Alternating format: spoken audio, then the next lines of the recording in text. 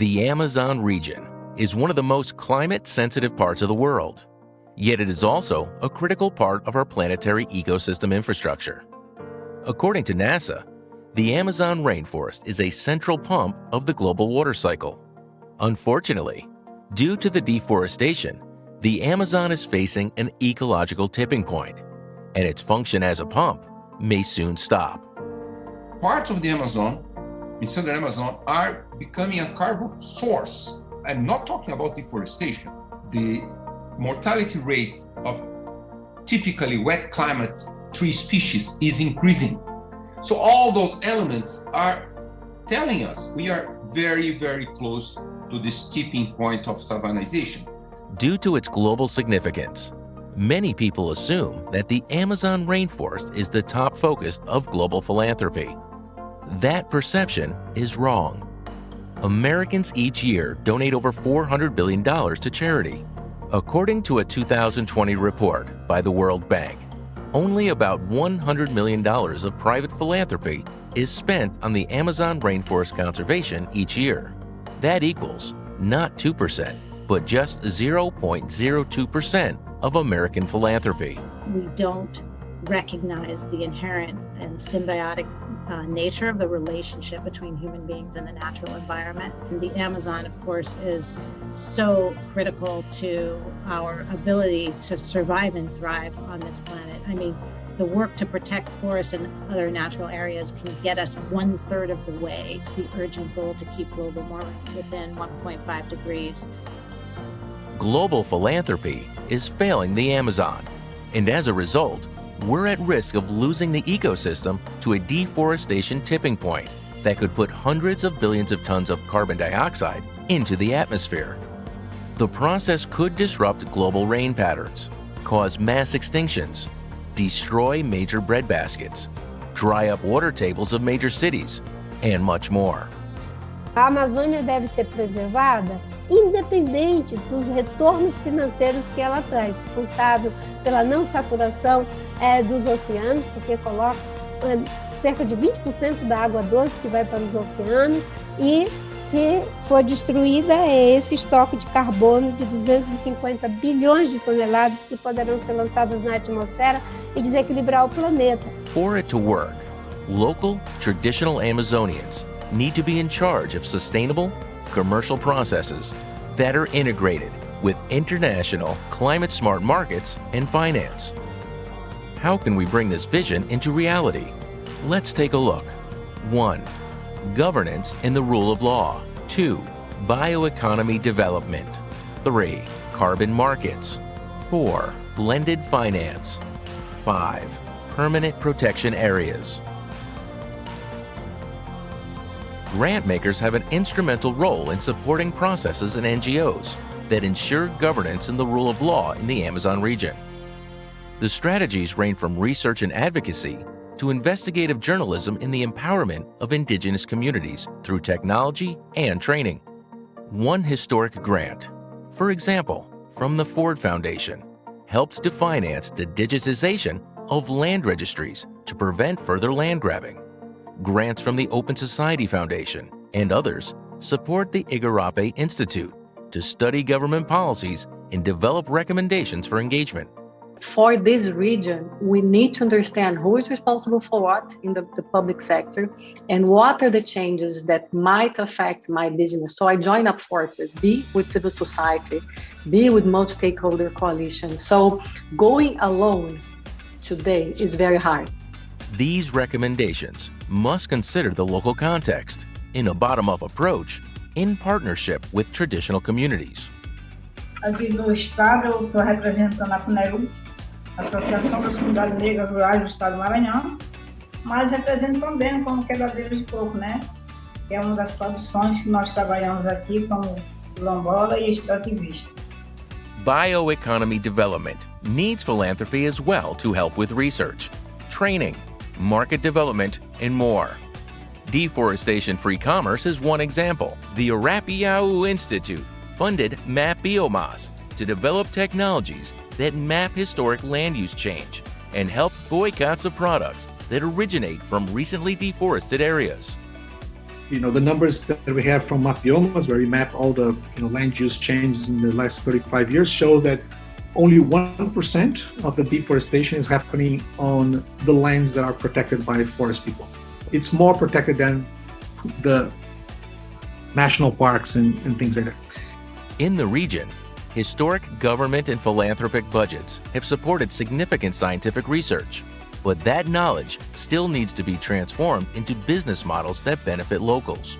Criando base como se fosse uma indústria para essas pessoas que estão construindo vender nesse espaço e a indústria se responsabilizar, catalogar, fazer toda a logomarca e exportar para o mundo um alimento que é produzido sustentável, saudável. 3 additional philanthropic needs in bioeconomy development include: A. Supporting sector-wide data sharing and go-to-market efficiencies. B.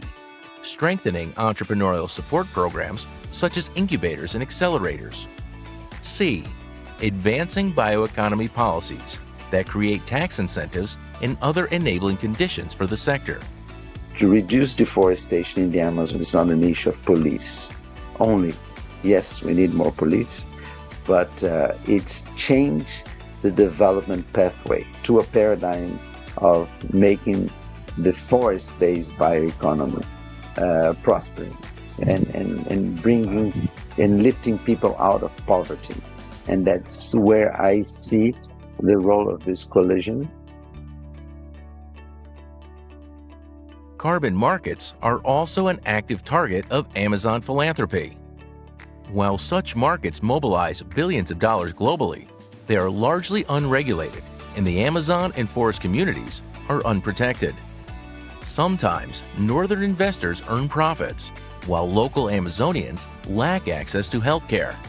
As a result, donors support efforts to strengthen indigenous participation in carbon market design processes. Cuando ustedes hablan de económicamente la venta de carbono, para los indígenas no es solo carbono. Ese ecosistema es un vida, un ser vivo. As the Avena Foundation advocates, more support is needed to help designate the traditional forest-friendly commerce of locals as legitimate climate mitigation investing. That if we're serious about a sustainable future, we need to put the people who know and who live in harmony with nature at the center, as teachers and guiders for the future. For blended finance, philanthropy is key. As a form of risk capital, philanthropy can serve as a catalyst to mobilize private sector investment, making it possible to reach scale, which is essential given the size of the Amazon. Donor money has been used as first loss capital, as well as for loan guarantees. It has even been used to subsidize debt for investment vehicles like Connexus Investment Fund, which works to educate Amazonian lenders and extend rural credit programs to Amazonian producers. This is the beginning of financial education for these organizations. 90% of those have never got credit before. So this is kind of growing a market with them. And I think the best lessons learned we got is the importance of technical assistance at this level. Permanent protection areas are among the most popular philanthropic targets of Amazonian donors with creation of nature reserves. A practice known as Project Finance for Permanence has mobilized hundreds of millions of dollars for governments to create permanent protection areas that are supported by private money and secured as national parks, wild harvesting reserves, and more. The Gordon and Betty Moore Foundation, for example, helped to fund the Brazilian Amazon Region Protected Area Program, known as ARPA. In the future, such protection areas could make use of both carbon and blended financing arrangements. The Project Finance for Permanence are basically sinking funds whereby a set of donors get together and work directly with governments to create a fund where there's an initial input of resources from the donors that are used to fund the management of a set of protected areas. Northern donors sometimes have restrictions about funding in South America. Uncertain of who to trust or how to assess impact, donors can work through regranters that have thematic and geographic expertise. One example is Fundo Casa, which specializes in making small grants to grassroots communities. We have a social technology, let's say, of managing grants. So we receive grants. So anybody who would like to invest in a certain area, in a certain kind of way, that respects, of course, our mission, we can work with them. Another example is Institute for Climate and Society, a philanthropic regranter that connects international funders with local partners working on climate. And we are also grant making for specific philanthropists who need a mechanism to do so. Most of our work is grant making. Like 85% of our resources are fully donated to other implementers, mostly civil society organizations in Brazil. In addition to offering regranter referrals, we support new Amazon donors by connecting them to philanthropic mentors. Staff from grantmakers like the Malago Foundation have offered to provide philanthropic mentoring to new conservation-minded philanthropists. Most people that already got involved in the Amazon describe the experience as being life-changing. And I left really devastated. You see the news and you know what's going on in the world, but when you're in the midst of people telling you they're afraid of dying and they don't want to go extinct, it's a whole other level of humanity. And after such powerful personal experience, many of them have already started blending capital and deploying it to the Amazon region. I knew how grassroots people, traditional people, can do so much with so little because I witnessed that on the ground for so long. To help more donors learn more and engage with the Amazon, we offer access to podcasts and historic research on the region, and we invite them to philanthropic learning expeditions. We also make funding recommendations and connect new grantmakers with new prospective grantees. Donors are also invited to put their philanthropic capital to work as part of blended finance arrangements that support long-term purchase contracts between local Amazonian farmers and global corporate off-takers. Join us to get involved in the Amazon and make your mark on climate today. Visit AmazonInvestor.org.